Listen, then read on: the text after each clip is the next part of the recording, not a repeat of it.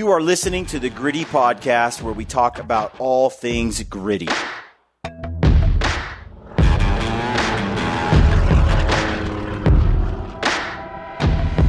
There he is, and he arrows a 180-inch velvet mule deer buck. If you want that mount to be the best it can be, you got to get on it. You know, if they haven't done it, they aspire to do it. How does a guy skin out a bear for a rug or a full body mount? Like, what are the differences? Yeah, those are all great options or tips, and your taxidermist will like you.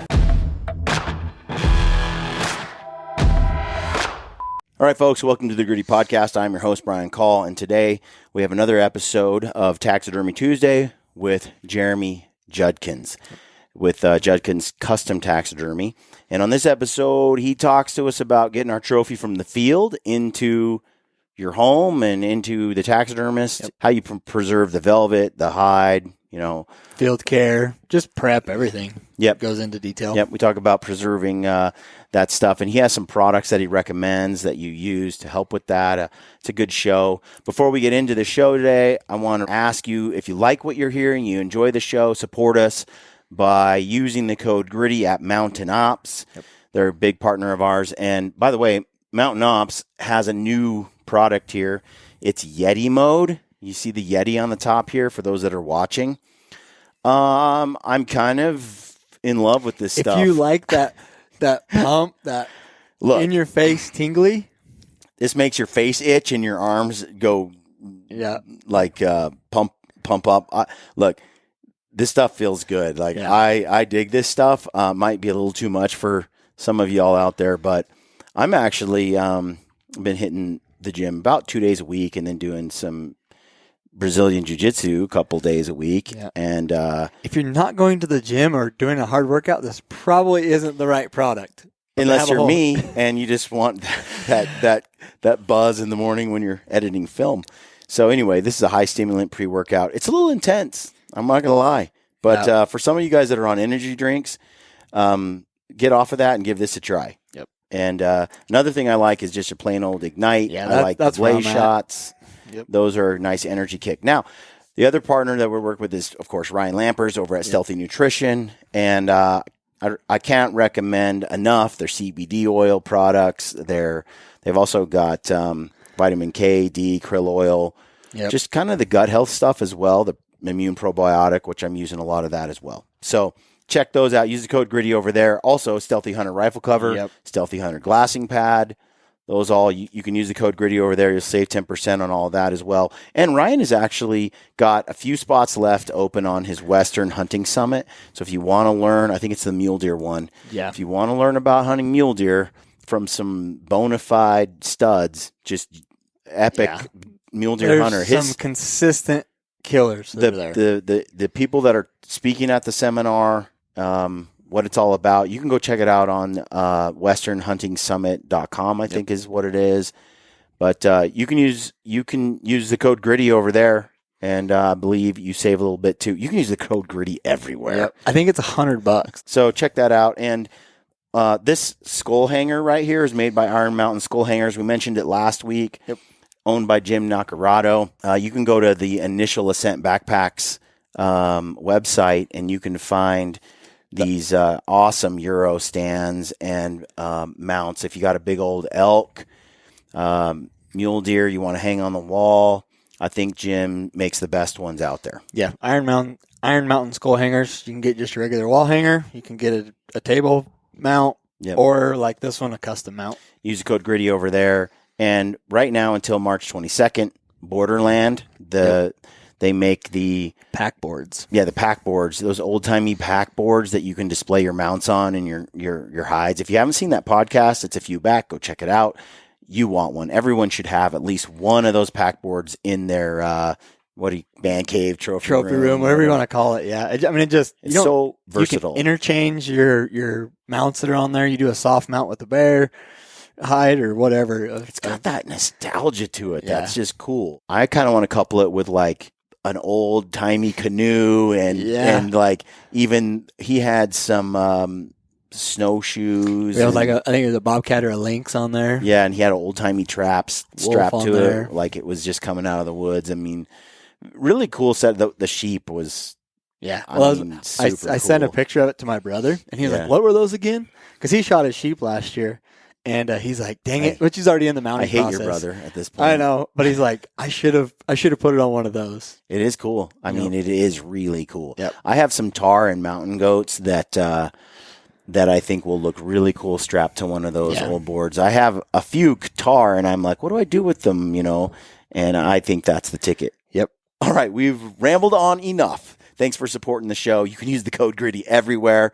If you like what you hear, helps us out and helps you out. Thanks for tuning in. Stay gritty. All right, folks, welcome to the Gritty Podcast. I am your host, Brian Call, and today we are back with Jeremy Judkins at Judkins Custom Taxidermy. Yep. I got Brad Hunt over here as co-host, and we're going to talk to you about how to get your trophy, whatever you take in the field, into the shop successfully. I interviewed South Cox years ago, and he had a lot of velvet bucks, but they just didn't have velvet. They were just white horned or whatever because he had a hard time preserving it back in the day. And so let's say a guy's out there, archery, August, it's hot, he's got his bow. Let's say he's spot and stock mule deer, and there he is, and he arrows a 180-inch velvet mule deer buck. What does he do now? Okay, so for us to make something look good, I mean, it has to start out at looking good. I mean, we're constantly fixing stuff, and we can fix a lot of stuff. But if you want that mount to be the best it can be, you got to get on it. And you got to have the know-how, the tools, because you're not going to have a good-looking velvet buck if you cape it and you wait 3 days, throw it in the back of your truck. It's just, you're going to lose it. Yep. In August, the moment that deer or bull or whatever hits the ground, bacteria is starting. I try to tell people, like, basically think of it as a raw chicken. Like, I mean, if you would eat the raw chicken in August, like, throw it in the back of your truck when it's 90 degrees, and you'll eat it an hour later or 2 days later. I mean, that's what you have. So you do a ton of, like, backpacking. I mean, you're not going to get that thing to a truck from Colorado to me unless you have, like, in time. Like, there's no way you're going to get it to me in time. I mean, we try to be accommodating during, hunting season, like, bring it to me on Sunday, Saturday, after hours. Like, I don't want to be called at 2 a.m, but, like, we have a walk-in freezer. We have, we'll get you taken care of. I don't want you to lose your cape. Yeah. But the biggest struggle I have had with field animals has been the spring bear. Yeah. That has been because we're out there super remote. We're out there for 10 to 14 days sometimes. And we might kill a bear on day 3, but we're not able to get out of the backcountry till day 12. Yeah. And it's too hot. Yeah. And so sometimes we've just had to say, we're not going to be able to save this. We're out there getting all this bear meat, which is our number one priority. If we can bring the hide in and use that, then we always try to. Yeah. But that has been the big struggle. I think of all the things that I've sort of had trouble preserving. It's been bears. Yeah. So, and if you know that kind of stuff in advance, there are some things that you can learn or do to help preserve that. And again, if your meat's good, you can probably, your cape should be able to be good too, but there's a few products, and we'll go over some of those, and then just kind of like, I mean, how to skin them off the face. That's a big thing. That's a big heat. But let's talk about that. So the animal goes down, right? And I've always been like, the sooner you can get the cape off the animal, the sooner you can open it up and cool the meat. Yeah. The faster you stop, because heat and moisture are the killer. Is what. Yep. So if we can get that cape off the animal and get the meat broken down into chunks and air cooling and in a cool and dry spot, the faster that happens, the faster it cools. Everything has a much longer field life. If you find that animal after it's been, it takes you a day to find it. Yeah. usually the meat's toast. Yep. It depends on the time of year. Yeah, you know, exactly. You shoot it in the winter, maybe not. But we've even shot them in the dead of winter. They get like 6 inches of snow on them, and it actually insulates and makes it rot faster. So it depends. It really does. Now, what I found is you get that thing off as fast as possible.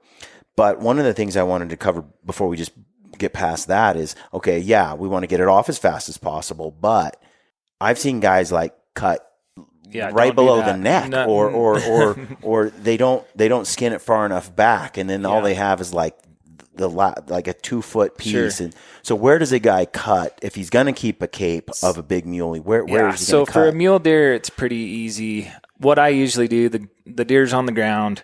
You can take your cut and go from the back of the skull all the way down kind of to the rump as it's after you take your pictures and do all that stuff, and just go straight down the back with your, I would say like a Havilon or razor knife, go with the hair. So you cutting, I was going to say, you're starting at down back the spine, of the head, going towards down the back spine, of the and most people are going to do it that way. I mean, some taxidermists, they're like, I want it tubed. You know, an early season deer, you have to kind of make that call. Like, I mean, it's hard for us to hide a seam if you cut it all the way down the back. So, when you say tubed, I think some guys don't really know what that means. Some do. We'll just cover it really quick. Yeah, that would be like, usually if it's like without an incision down the back, that would be. So in essence, you would cut the animal. You're saying let's say you go 4 inches behind the shoulder, 5 inches. I say just split it right in the middle. Right in the middle. So halfway between the back leg and the front leg, you do an incision around the whole body, a circle around the whole body. If you were to tube it, then you would basically cut the front legs off at the knees, and then you would just peel the whole thing back like your sock coming off your foot. Exactly. You wouldn't actually cut the hide at all. Yeah. You wouldn't put an incision down the neck, and then you would just kind of peel that thing off up to the like atlas joint where you cut it off, and at then the skull. And then at that point you're still going to have to make some sort of incision to get the head out, or to get the skull out. Yeah, or you take it at that point if you don't have experience. We don't want you to cut your eyes off and stuff. So that would be tubing it. The other option, like you said, is same thing. You make that incision around mid body, but then you're going from basically the base of the skull, and you're cutting toward the rump. Yeah. And you're putting an incision all the way to the other incision, and then you're going to peel it open and skin it down. And the reason for that is so that you can sew it up later. And in later seasons, the first thick, it's kind of hidden. It's like I can't really see those incisions on some of these mounts because they're up high or they're at an angle where you can't see it. Yeah. But you're saying in August, maybe when the coat's really thin and they have just the tiny, tiny hair, that it's a lot harder to hide that. It's harder. I mean, every one of these, I mean, even these African ones that there's no hair on that incision, I mean, they're cut down the back. But you would get a little bit better job if you left it tubed. I mean, we're not going to go and cut it if you didn't cut it, you know, especially on those early season ones. But it's also easier to keep it cool if you can open it up. Versus keeping that moisture in, you know, like when you're in the field. So when you do peel it from behind the neck there all the way to the mid body, and you peel and you skin it off, it is pretty nice now for airing it out. But let's say it sounds like you could go either way, preferably tube, but that's a little advanced. Yeah. So I would just say, you know, you cut it down, you skin it off, you cut it off at that atlas joint because now you want to worry about your meat and different things. Just cut it off, and then usually I'd say find a shady spot. When you say the atlas joint, you're talking about that joint right at the base of the skull and the spine where they come together, the first vertebrae. Yeah. Yeah. Cut it there. You can usually do that with your knife, and you don't need a saw to cut that. And then once the head is still inside the face, the skin on the face there. So I would say a guy should take that in the way it is if he can. Yeah. If it's cool enough and he can and quick enough get it in. Yeah. What's the timeline there? Exactly. I mean, that's like I say, the raw chicken. So if you take that off, you set it in the shade, you let a lot of that air cool it, you know, especially right around that neck area and ears. If you can let the the air actually kind of dries some of that moisture. It's hard to say the exact timeline. I mean, the only thing I can say is raw chicken. If you get that down and you put it in the shade, you get it back to camp, you get it on ice because you have ice at camp. Yeah. I think you're probably going to be okay. I think for us nowadays, we almost always, we might get away from the carcass, bring the skull inside the thing back to camp. But once we're in camp, we'll carve on it some more. Yeah. And we will basically skin out the whole head off of the skull. And then we'll remove the lower jaw so we don't have to pack it. We'll cut as much meat off of the skull as we can to get it as light as possible. So then we just have the antlers, the skull there.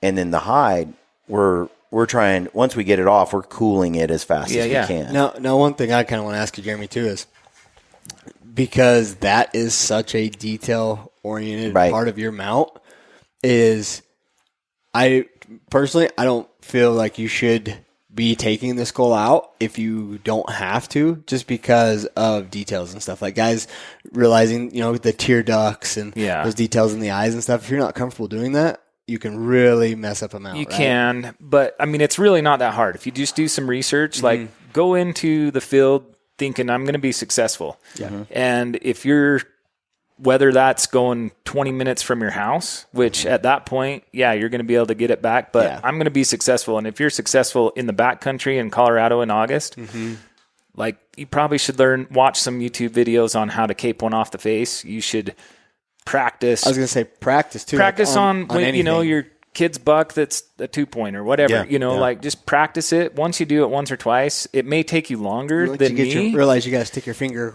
clear in the eyeball. Yeah. I mean, well, the thing that I would say is over time, what I learned was, as you're cutting, it's really not that hard. It's a little intimidating at first, but really, as long as you're leaving as much as possible on that face, as you're skinning, you're just skinning right up against like the curve of the mouth right here. It's really easy for somebody to just cut that off and mess it up.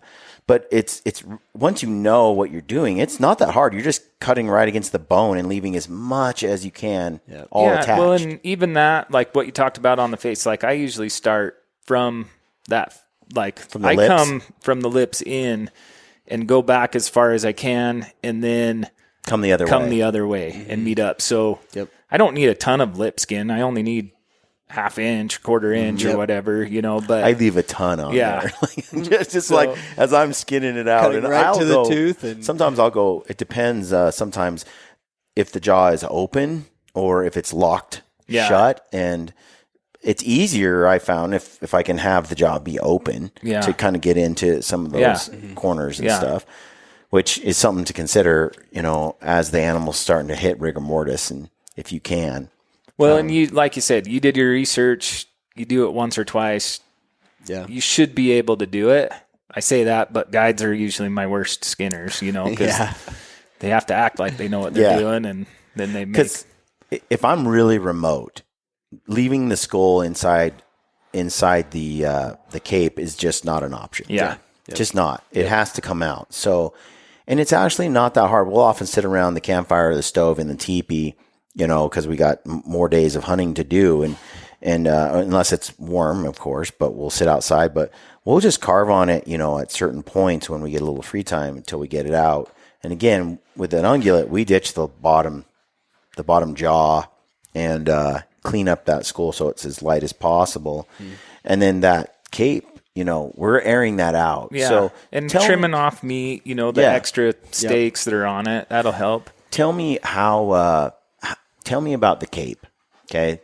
How it is, let's say a hunter does get the skull out, because a lot of our listeners are backpack dudes. Yeah. And, if they haven't done it, they aspire to do it. So the skull comes out, they got the cape there. What then? So we don't want you to salt it. That was one of my. Yeah. I've never salted. I never knew that either. Like when I first started even taxidermy, I was like the old guys are like, I put salted salt on it. But that just turns it to jerky if you can't flesh it. Salt is what we use. We preserve our hides before they go to tanning with salt, but we have them completely fleshed. Right. The ears, eyes are split, turned. That's quite a bit of work. Yeah. And it's not that easy. No, most people don't know how to do that. I did it with Cole Kramer and Kodiak when we shot our mountain goats, and I'm like, oh, this is complicated. And trying to get the ears turned and everything else, I was like, the hooves, like this is, because it was a full body mount. Yeah. I'm like, this is not for me. I don't want to have to do this. Yeah. But I see why when you're in the wilds of Alaska or on Kodiak Island and you're not going to be out of there for a week. Yeah. You've got to preserve it. Yeah. When they turn it all out, like they don't commit salt to it until it's done. Yeah. And getting it to that point takes a long time. Tedious. Yeah. Mm-hmm. Yeah. So I don't know if that's realistic for most guys. No, it's really not. So there are a couple products. Velvet Antler Technologies has some like bactericides that'll help slow down that bacteria in the field. Okay. I don't know how. Like we have a couple of the stuff here. So let's see. Because so a guy, let's say he gets it off, but if he puts salt on it, because we've looked at some of the bush plane stuff we get dropped in Illinois. Do we bring a bunch of salt so that we can salt these things so we can preserve them? Well, most of the taxidermists I've talked to, they don't want salt on there unless you've done all the proper work ahead of time. Yep. And so that's a whole nother level of effort to get it that clean before it gets salted. Yeah. So are you saying it's possible then because often we rarely run into a situation where salt was needed. We're able to either cool it at night, get it really cool, lay it out on a rock or in a tree, let that the flesh side of the hide really get lots of air. Yep. If it's going to be warm during the day, then we find a super cool place that's dry, lots of airflow, but still cool if we can. Yeah.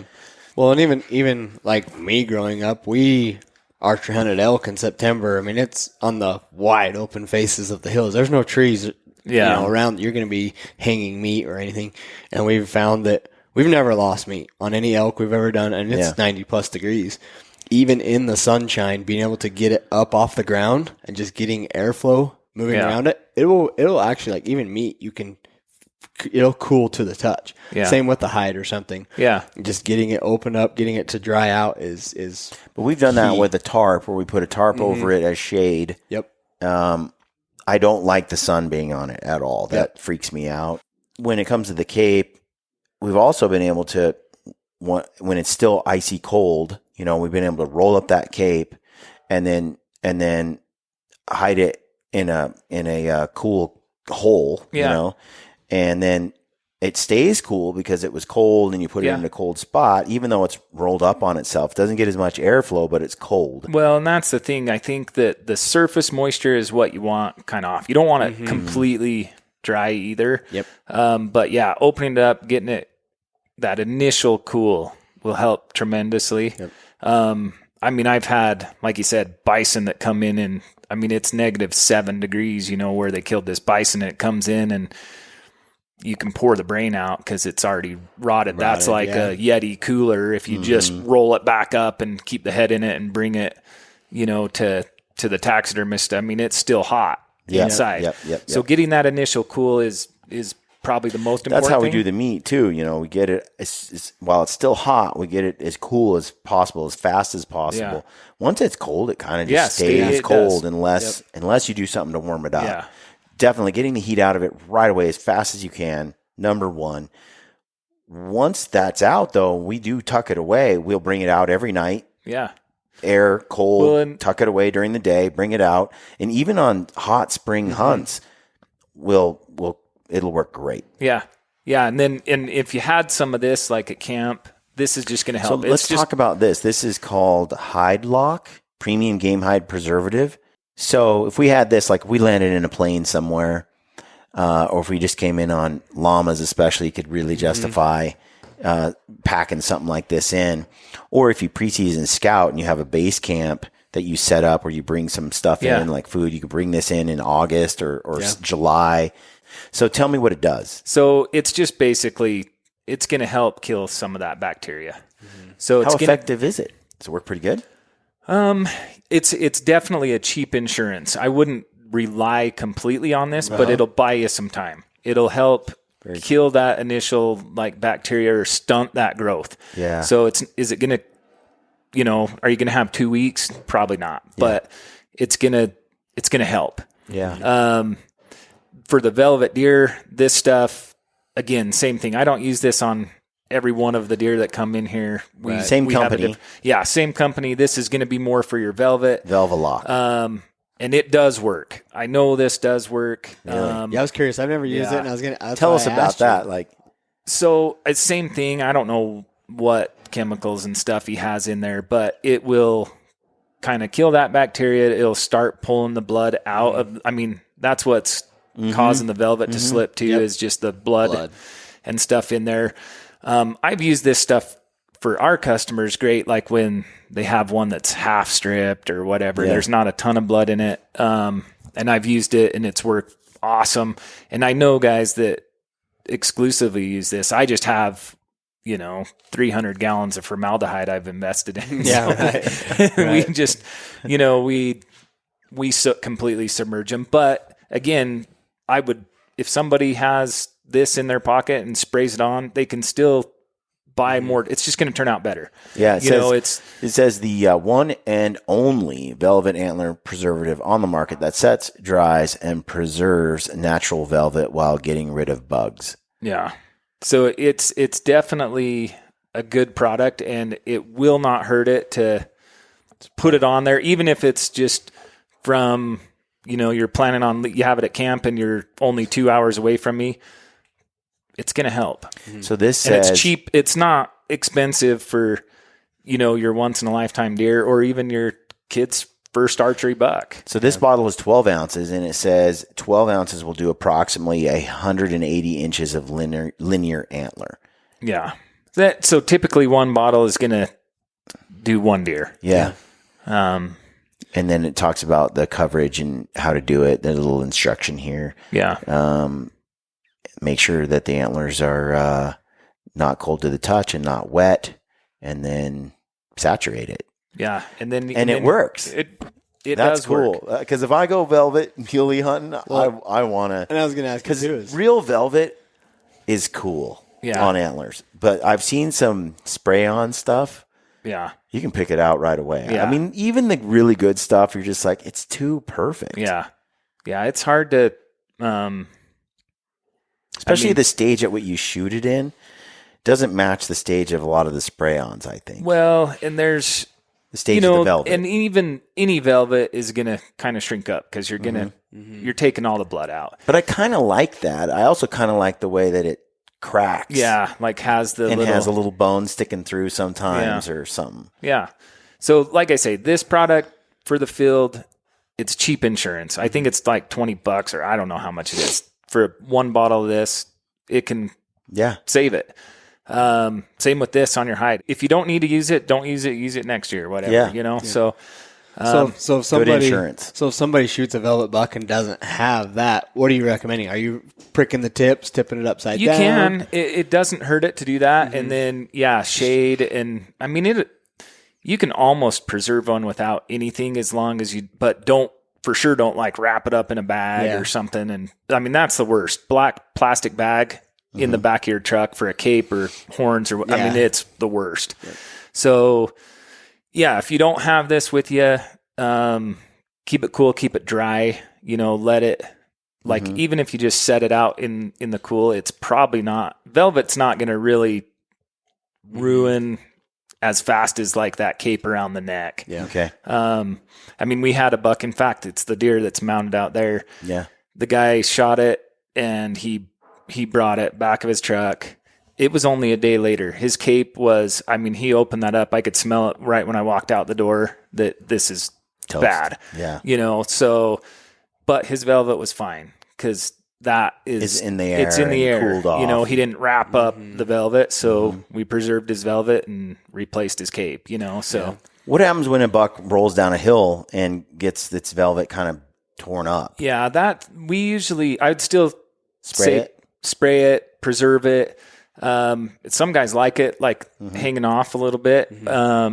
Others we can repair it with like that fiber stuff. Yeah.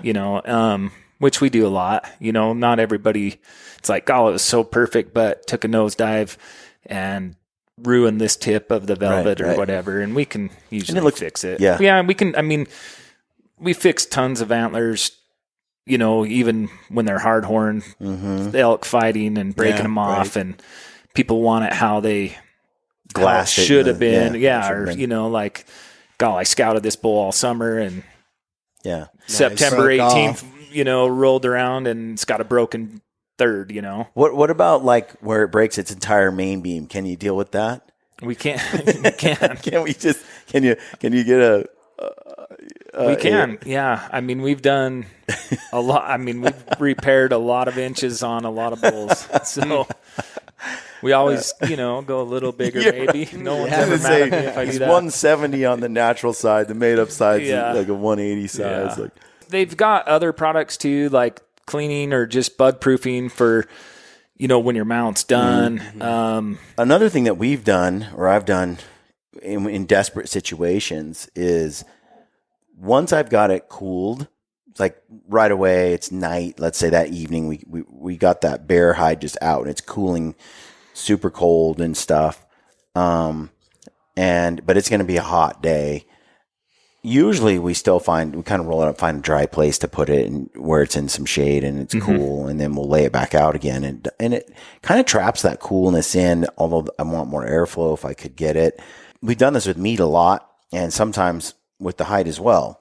We have contractor garbage bags, and, I put it in like a cotton sort of game bag. It's pretty dry. We'll put it in there, and then I'll put it in that garbage bag and I'll submerge it in the icy creek. Yeah. And it's literally cold as ice, like a refrigerator. And I try to get the air out of it, but it's so cold, I think it inhibits the bacteria's ability to make any progress. It's perfect because, like I said, raw chicken. If you put it in your fridge, you'd cook that raw chicken, or a cooler with ice. You're gonna you can have a few days, and that's the exact same thing. Yep. The colder you can, the snow too. As long as you can keep it dry. Yeah, exactly. Yep. So we bring those heavy duty contractor bags. We seal them up tight. I'll submerge them and I'll put big rocks on top of it. Plus, it sort of is underwater. I don't know that the bears can smell it or other critters that might get into your cape and your meat. It seems to stay like a week under there. We might leave it and go pretty far, but if possible, I'll pull it out every night and air it, put it back in the bag and in the creek and back and forth. And I don't even know if you necessarily need to do that as long as it's staying dry and good. Yeah. I mean, that has worked really well, especially in those mountain streams. For meat, it's a no-brainer. Yeah. We've even submerged meat out of a bag, just put it in there. And the only downside to that is it won't ever have a crust on it, which is fine because it's sealed up anyway. No flies or anything you're getting on it. But when you get it home, the blood is thoroughly washed out of it. It's really soft and tender meat, but it's kind of bland too. Actually, some of it's turned out really tasty. Some of it a little bland. Yeah, those are all great options or tips, and your taxidermist will like you. Yeah. Yeah, no kidding. So what do you think is the most common, probably just they don't get it cooling off and it rots? Yeah. I mean, an elk, their hides are thick. We probably have more problems with elk than deer because of also time of year, like usually September. There's archery. not a ton of success for archery in August, but the elk, they come into rut. There's a lot more hunts in September. It's still hot, and those hides are thick. They roll them up and lose them. And right around that neck, it just goes green and bacteria starts, and it's quick. It can happen really quick.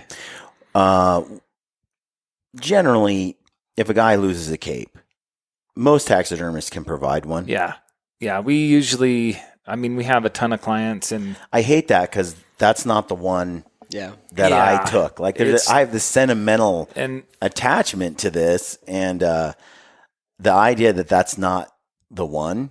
Yeah. A lot of people, yeah, it does bother them. For me, I just want the best cape, like that's not the original cape off that deer. That was the best one I had extra. It's gorgeous. So it's like, but we do usually have replacement capes. I have a lot of guys that, they go hunting every year and shoot really nice stuff and they just only have room for a euro but they save the cape. We usually buy it from them and then, we have replacements. What about the incisions? What is the worst when it comes to cutting mistake that people make? The biggest mistake is usually around the armpits, brisket area. People think it's a shoulder mount. I don't see the front leg. But in reality, we need that armpit. So they come up like that back leg and, I don't want to lose cape here. So I'm going to dive off into the brisket and they cut it too short. Cut it there, and that's a problem. Or around the burrs, they're trying to take their knife and, that's at the base of the antlers. Yeah, and then, you come in and they've got this much hair on the base of their I'm not going to be able to meet that up. We're going to have to get rid of the stuff on your antlers and try to, either set them lower. We fix it. You figure out a way, but it's so much easier if it's done right. It's so usually I try not to cut that loose. We pretty much jam. If you have a screwdriver at home, you can pull it off. But in the field, we're really careful to actually we tear it, just pull. Get the knife in there, real careful. But we try not to leave. And I doing even like on sheep or deer or whatever is. On those areas, I don't use a Havalon or a replacement blade. Knife. I use a knife that almost because you're basically you're cutting it, but at the same time you're kind of peeling it. Yeah. Exactly. Yeah. And it's where I do not like caping with like a Havalon or something because it's so quick to you can cut a hole in your hide, and you can take your time. See, and we were just talking out there. I'm like, we got to give these guys Havalons. I don't know what the heck they're using. They're like, it's like a saw blade going down the back. Now, when I'm making my incisions, I'm using a replacement blade. Yeah. But when I'm going through the caping process, I use the goat knife. The replacement blade for everything except around the base of the antlers. And I do try to use then my fixed blade. That's where I can kind of pry it off, cut. But sometimes I'll bring in the Havalon just to get. The Havalon's nice because it's small and you can fit it up. And if I have the angle and I can get in there, I will. But and a deer, it's pretty easy. You don't want to do that with a velvet one because it is kind of attached. You need to kind of make that little incision on a velvet, or you may pull up some of the base of the velvet. So let's talk real quick about a bear. We do a lot of bear hunting. A lot of guys are bear hunting. How does a guy skin out a bear for a rug or a full body mount? Like, what are the differences? There's really not a ton of differences. Okay. We do like if you're doing a rug, you do want to make sure that you kind of come up that middle of the leg. Most of the time people are leaving paws and head in. So they're laying the bear's on its back. Yeah. You lay it on its back and you want to get, if you come up really crooked or whatever, that's on your rug. We're going to trim it, so. But really you look at the paw and you kind of want it splayed out on a rug, half and half. Yeah. Half the hide on one end, half the hide on the other end. Yeah. So you're kind of come down the middle, not like down the elbow or something. Yeah. And then we try to make it to where it's a pretty good T, like for the middle for us to piece it back together. Around the chest. Yeah. Cause we're not necessarily, when the animal's dead or whatever, you're moving stuff around. You can get in there easy and do it. But when we're dealing with foam, sometimes it's nice to have those nice points and, so we know exactly where that is going to line up. So you just cut straight across to the other leg and up the middle. Yeah. So it's just straight line. Yeah. Yep. And then how far up the neck do you cut? Well, on a bear? You can go pretty far. Whether it's a rug or a life size. Yeah. We almost take it like to the jaw, literally up to the jaw because I need to get that big head around and stuff. So that's okay. Yeah. I mean, we can.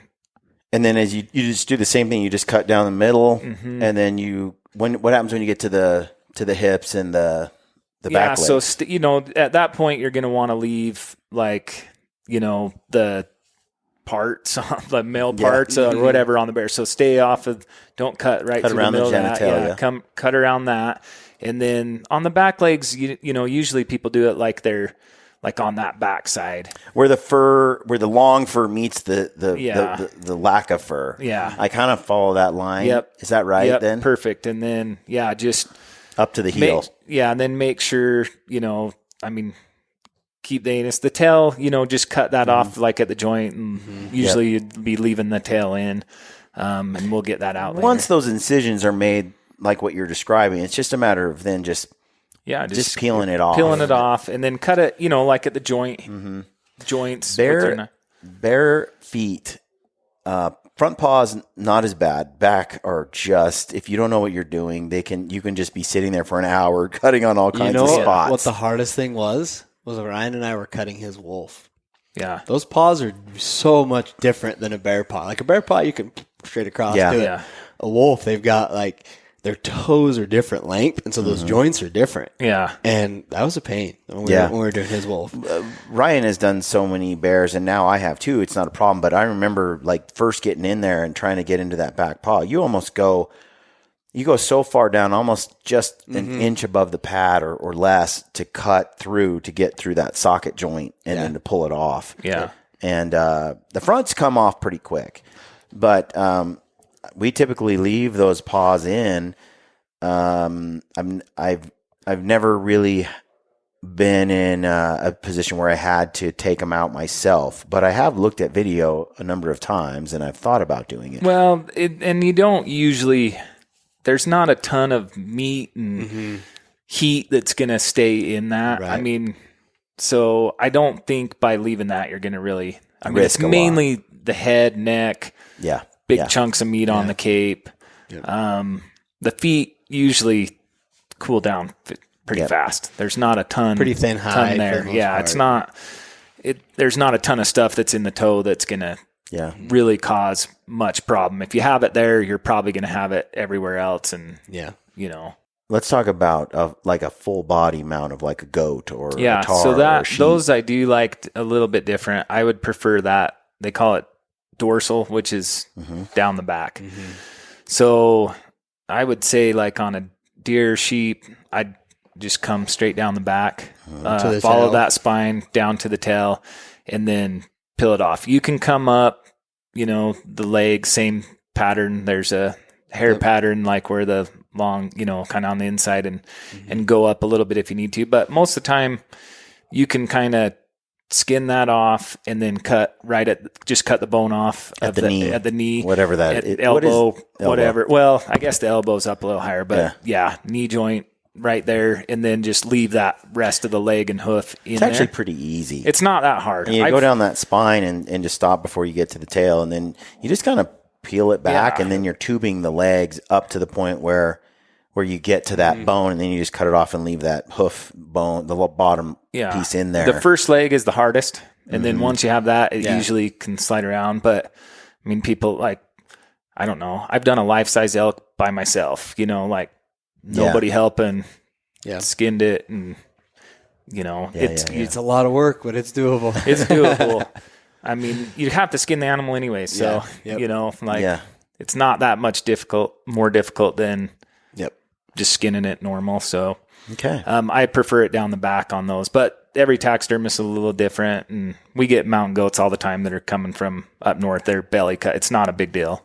Yeah, some even for a mountain goat might even prefer that because there's not as much blood or things that get in that long hair, or even just the tanning, tumbling. Sometimes so a mountain goat, I don't care what way. I'd probably still prefer it down the back, but definitely on a deer, I like it down the back. But I don't want, usually a bear or a mountain lion down the back. Yeah. Brad, anything else we want to add about getting your trophy from the field to the No, hopefully I'm bringing one in like August, or something. But Well, like I say, take care of them. when we I talked like a little this bit. hide lock, velvet Yeah. lock. Yeah. Check that out too. Yeah. Take care of your stuff, because the better that is, the better your mount's going to be. If there's holes all over it from skinning, we have to sew those, and you may or may not see some of those. So yeah, just take care of it and you'll have better results. All right. We're going to do another episode, and that's going to be more around how do you find a good taxidermist. Okay. So we'll talk about that one next, and a couple other topics as well. I would like to know a little bit more. We talked earlier about, what is it that and it goes hand in hand with how do you find a good taxidermist? It's kind of recognizing good taxidermy. Like what are you looking for? And I can glance at stuff and just go, I know I like it. I don't always know why. What are some red flags, I guess, that, hey, wait, maybe you want to look somewhere else for this service to be done. Yeah. So, folks, you can find Jeremy over at JudkinsCustomTaxidermy.com.